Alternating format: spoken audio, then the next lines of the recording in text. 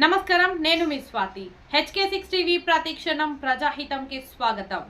వాస్తవాలను, అవినీతిని నిత్యం ప్రజల ముందుకు తీసుకొస్తున్న ఛానల్ HK6 టీవీ.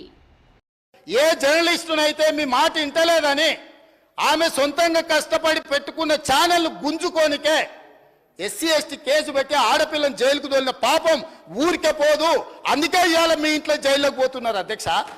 మంది ఆడబిడ్డలను జైలుకు తోలినందుకు ఆ నొప్పి తెలవడానికే మంది పిల్లలు జైల్లోకి పోతుంటే ఆడపిల్లలను కూడా కేసులు పెట్టి జైలుకు తోలినందుకు ఇవాళ ఆ రౌండ్ మీకు వచ్చింది అధ్యక్ష. ఊరికే రాలే, చేసిన పాపాలు ఊరికే పోవని పెద్దోళ్ళు చెప్పిండ్రు అధ్యక్ష.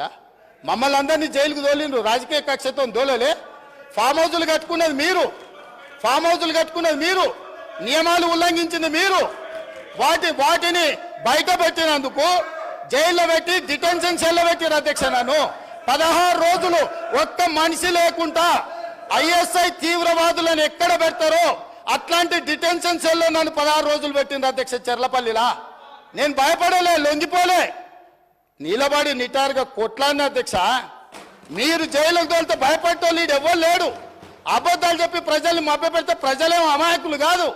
మీరు చేసిన అన్యాయాన్ని కళ్ళతో చూసింది కాబట్టే మనకు ఎన్నికల్లో గుండు సున్నా ఇచ్చారు అధ్యక్ష.